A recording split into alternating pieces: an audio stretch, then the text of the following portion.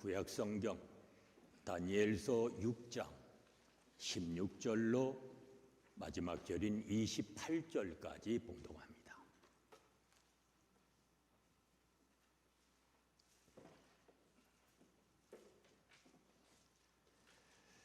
다니엘서 6장 16절로 마지막 절인 28절까지 교독하십니다.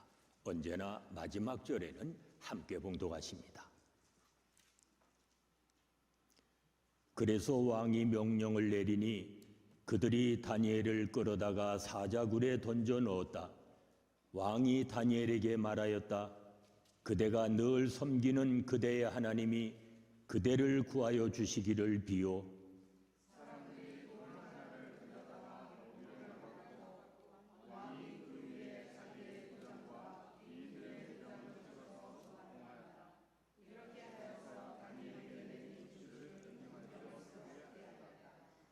그 뒤에 왕은 궁전으로 돌아가서 그날 밤을 뜬 눈으로 지새우며 먹지도 마시지도 않고 즐거운 일은 아무것도 하지 못하게 하였다.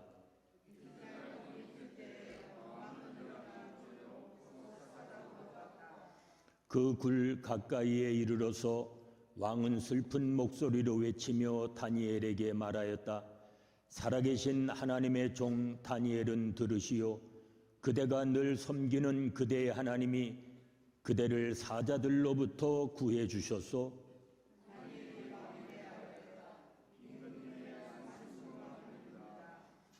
나의 하나님이 천사를 보내셔서 사자들의 입을 막으셨으므로 사자들이 나를 해치지 못하였습니다. 그것은 하나님 앞에서 나에게는 죄가 없다는 사실이 드러났기 때문입니다.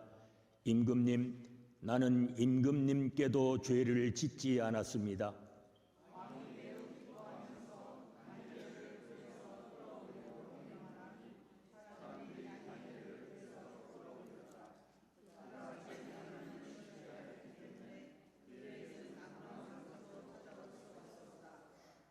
왕이 명령을 내려서 다니엘을 헐뜯은 사람들을 데려오게 하고 그들과 그 자식들과 아내들을 사자굴에 던져 넣으니 그들이 굴 밑바닥에 닿기도 전에 사자들이 그들을 움켜서 그 뼈까지 부서뜨렸다.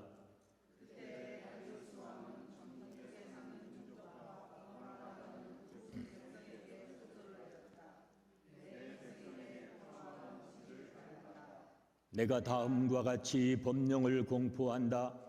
내 나라에서 나의 통치를 받는 모든 백성은 반드시 다니엘이 섬기는 하나님을 공경하고 두려워하여야 한다. 살아계신 하나님이 영원히 다스리신다. 그 나라는 멸망하지 않으며 그 권세는 무궁하다.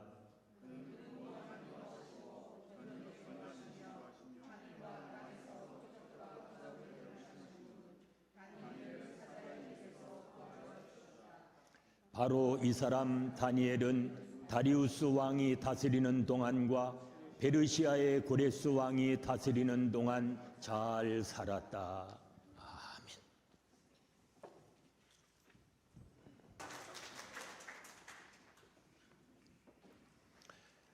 영국에 LSE라고 하는 대학이 있습니다.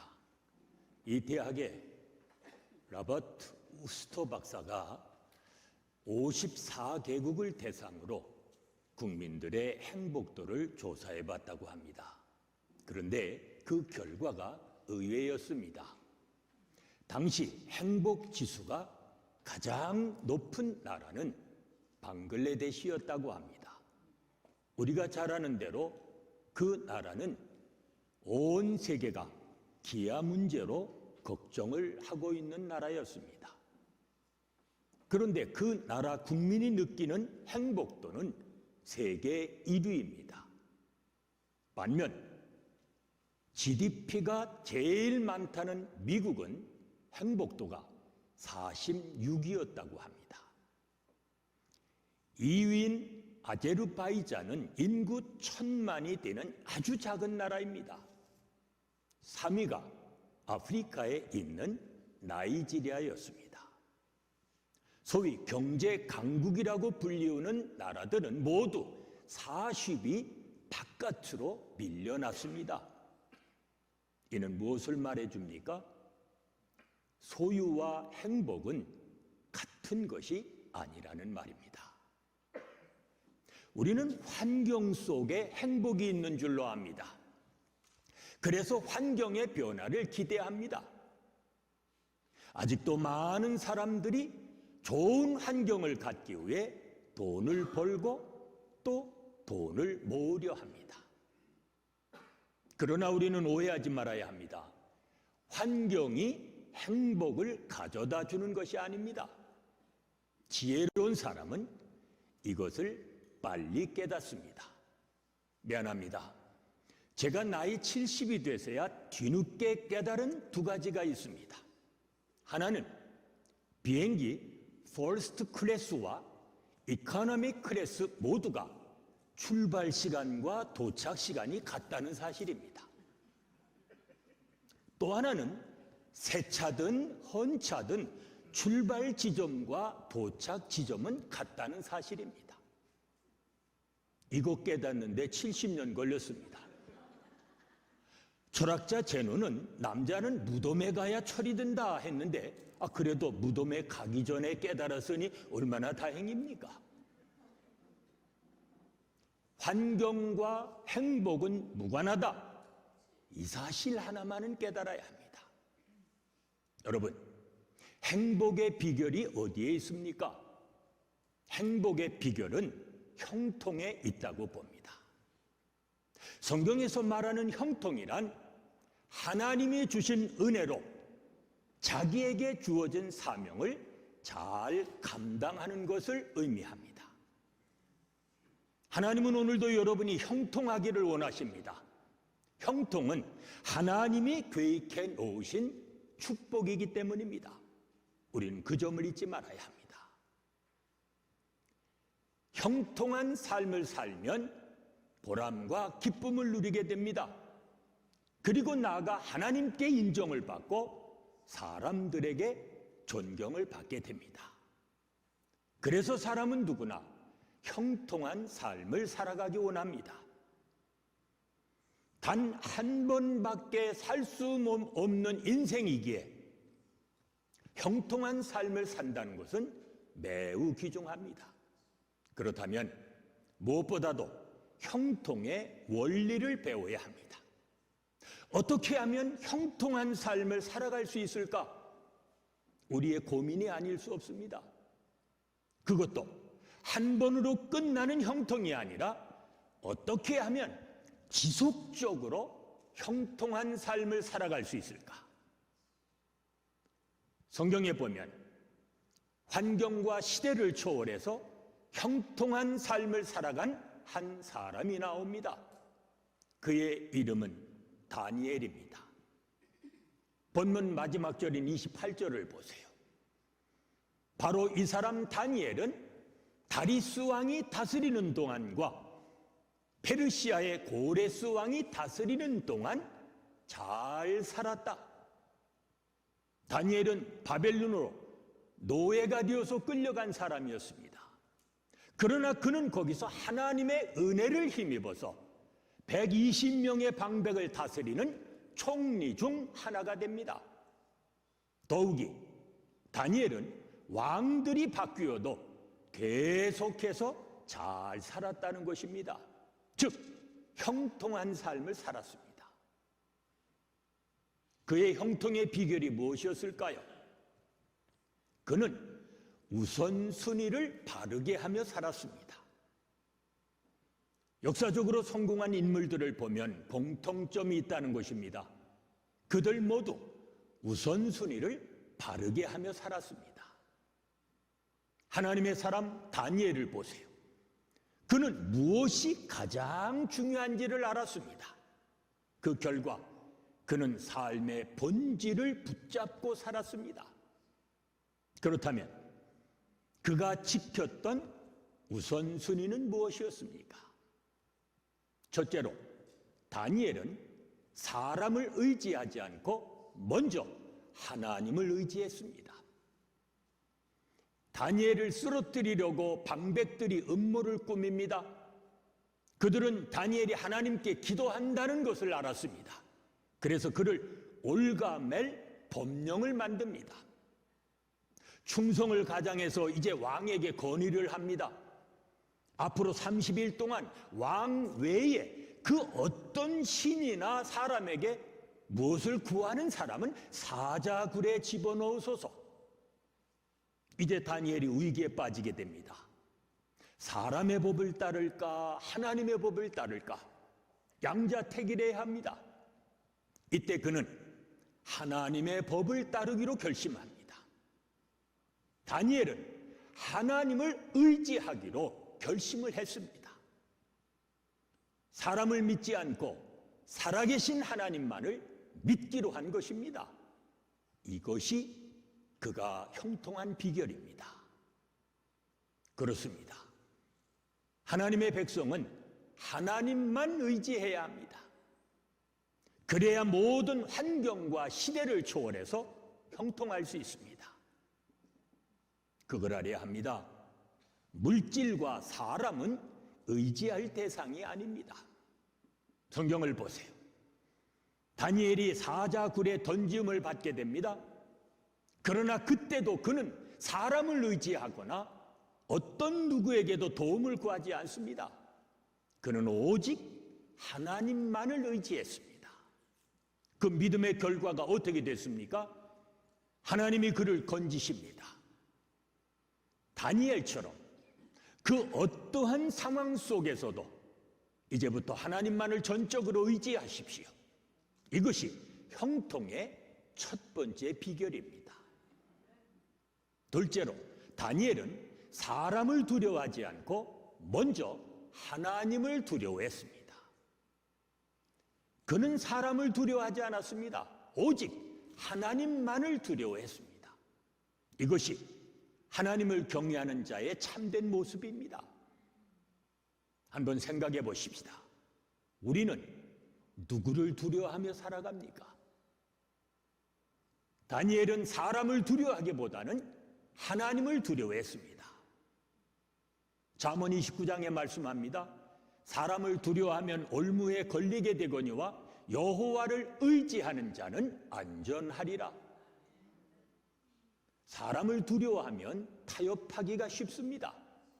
그러나 하나님을 경외하면 언제 어디서든지 안전합니다. 왜냐하면 하나님을 경외하는 자를 하나님이 보호하시기 때문입니다. 다니엘이 사자굴에 던짐을 받았을 때 오늘 성경에 보면 어떻게 되었습니까? 하나님이 천사를 보내시어서 사자의 입을 봉하셨습니다. 그리고 나아가 하나님은 다리오 왕을 통해서 그를 높이십니다. 이제 내가 조서를 내리리니 사람들은 다 다니엘의 하나님 앞에서 떨며 두려워할지니라. 얼마나 감격스러운 말입니까? 왕이 다니엘과 다니엘의 하나님을 지금 온 백성 앞에서 높이고 있는 것입니다. 이어서 뭐라고 말합니까? 그는 살아계신 하나님이시요 그 권세는 영원 무궁할지라. 그가 다니엘을 구원하여 사자의 입에서 벗어나게 하셨음이니라. 살아계신 하나님이 다니엘을 지키셨다는 말입니다. 그렇다면 하나님의 백성은 그 어떠한 것도 두려워하지 말아야 합니다. 실패도, 질병도, 고난도 두려워하지 말아야 합니다. 오직 하나님 한 분만을 경외하며 하나님만을 두려워해야 합니다. 그리하면 어떠한 난관도 극복하고 우리는 날마다 승리하며 살아갈 수 있습니다. 우리는 그 점을 잊지 말아야 합니다. 셋째로 다니엘은 사람의 도움을 구하기보다 먼저 하나님께 기도했습니다. 다니엘은 왕이 금령 문서에 도장을 찍은 것을 알고도 자기 집으로 들어가서 다락방으로 올라갔다. 그는 늘 하듯이 하루에 3번씩 그의 하나님께 무릎을 꿇고 기도하며 감사를 드렸다. 여기에 다니엘의 위대함이 있습니다. 그는 기도의 사람이었습니다. 환경이 바뀌고 법이 바뀌며 위험이 닥쳐와도 그는 전에 늘 하던 대로 기도를 합니다. 하나님께 기도합니다. 하나님이 모든 것을 섭리하시고 모든 것을 통치하심을 믿었기 때문입니다. 성경을 보세요. 하나님은 왕을 세우기도 하시고 폐하기도 하십니다. 때와 기한을 바꾸기도 하십니다. 다니엘은 그것을 알았기에 하나님께 기도합니다. 그리고 그 결과 기도의 응답을 통해서 하나님의 능력을 체험합니다. 그걸 알아야 합니다. 기도는 하나님을 만나는 길입니다. 다니엘은 자기가 기도하면 모함으로 인해 죽게 된다는 것을 알았습니다. 그런데도 그는 기도합니다. 왜냐하면 기도를 생명보다 더 소중하게 여겼기 때문입니다. 다니엘이 기도하자 어떻게 되었습니까? 장애물이 제거되었습니다. 천사의 도움을 받았습니다. 위험이 변하여서 귀해가 되었습니다. 얼마나 놀라운 일입니까? 우리가 가끔 하는 말 중에 사면초가라는 말이 있습니다. 앞을 봐도 뒤를 봐도 옆을 봐도 사면이 다 막혔습니다. 이때 다니엘은 한 군데 열려 있는 것을 알았습니다. 바로 위가 열려 있다는 것을 알았습니다. 그래서 그는 위를 바라보고 하나님께 기도를 합니다. 그것이 바로 기도의 창문입니다. 믿음의 확신을 가지고 하나님을 의지하며 기도하자 하나님의 도우심이 임하였습니다. 여러분, 기도할 수 있는데 왜 기도하지 않으십니까? 기도의 사람이 되십시오. 다니엘은 사람의 도움을 구하기보다 먼저 하나님께 기도했습니다. 여기에 형통의 비결이 있습니다. 형통의 삶을 산다는 것은 그리 쉬운 일이 아닙니다. 여러 가지 난관이 있을 수 있습니다. 그럼에도 불구하고 형통의 삶을 포기하지 마십시오. 형통을 사명으로 여기십시오. 다니엘은 총리로서 형통한 삶을 살아가는 것을 하나의 사명으로 여겼습니다. 왜 그랬습니까? 왕궁 안에서 자신의 삶을 통해서 하나님께 영광을 돌리기 원했기 때문입니다. 빅터 프랭클이라고 하는 사람은 죽음의 수용소라 불리는 나치 수용소에서 마지막까지 살아난 사람이었습니다. 그는 수용소 안에서 많은 사람들이 생을 포기하고 일찍 죽어가는 모습을 보고는 자신은 죽지 않기로 결심을 합니다. 수용소 안에서 연구한 것을 언젠가는 내가 세상에 나가서 발표할 것이라 그 꿈을 가졌습니다. 그리고 그것을 위해서 그는 피나는 노력을 합니다. 죽음 앞에서도 생의 의지를 키워갔던 그는 훗날 이렇게 고백을 합니다. 생을 포기하고 일찍 죽어간 사람들은 한 번 죽으면 되었다. 그러나 나는 살아남기 위해서 날마다 죽지 않으면 안 되었다. 그렇습니다. 죽는 순교만이 위대한 것이 아닙니다. 오래 살아서 사명을 감당하는 것 또한 위대한 것입니다. 우리는 이것을 산순교라고 말합니다. 더 중요한 것은 삶의 길이가 아니라 내용입니다. 어떤 삶을 살았느냐 하는 것입니다. 형통엔 사명을 감당해야 할 책임이 있습니다. 영적으로 형통하십니까? 다른 사람을 위해서 기도해 주십시오. 물질적으로 형통하십니까? 다른 사람을 위해 손을 펴는 삶을 살아가십시오. 형통을 사명으로 여기십시오. 나 하나 잘 되고 나 하나 잘 살기 위해 형통하는 것이 아닙니다. 물론 형통을 위해서는 때로 지불해야 할 대가가 있습니다. 그러나 그 대가가 아까워서 형통한 삶을 포기하지 마십시오. 형통을 하나의 특권으로 여기십시오. 그리하면 그 형통을 통해 다니엘처럼 하나님의 영광을 나타내는 복 있는 삶이 되어질 것입니다. 기억하십시오. 성경적으로 잘 산다는 것은 즉 형통이란 사명을 완수하는 것입니다. 형통한 삶을 사는 자가 되십시오. 나아가 그 비결을 여러분의 후손들에게 가르치십시오. 시대와 환경을 초월해서 형통한 삶을 살아가는 비결이 무엇이라고 했습니까? 우선순위를 따라 살아가는 것입니다. 여러분, 무엇을 우선하며 살아가십니까? 사람을 의지하지 말고 먼저 하나님을 의지하십시오. 사람을 두려워하지 말고 먼저 하나님을 두려워하십시오. 사람의 도움을 구하기보다는 먼저 하나님께 기도하십시오. 그리하면 여러분 모두가 다니엘처럼 형통한 삶을 통해 주신 사명을 감당하는 가운데 하나님께 영광을 돌리며 살아가시는 복이 있는 삶이 되어질 것입니다. 은혜로우신 아버지 하나님 감사합니다. 하나님과 막혔던 담을 그리스도의 보혈을 통해 허물어 주시고 오늘도 하나님 안에서 형통한 삶을 살아가게 하시니 감사합니다. 저희의 형통한 삶을 통해 많은 사람들과 함께 주의 주신 복을 나누며 살아가는 믿음의 자녀들이 되게 하여 주시옵소서. 예수님의 이름으로 기도하옵나이다. 아멘. 이제 세상을 향해 나가시는 여러분에게 위탁의 말씀을 드립니다. 하나님은 여러분이 형통한 삶을 살아가기 원하십니다. 형통이란 받은 사명을 완수하는 것을 의미합니다. 그러기 위해서는 우선순위를 따라 살아야 합니다. 먼저 하나님을 의지하십시오. 먼저 하나님을 두려워하십시오.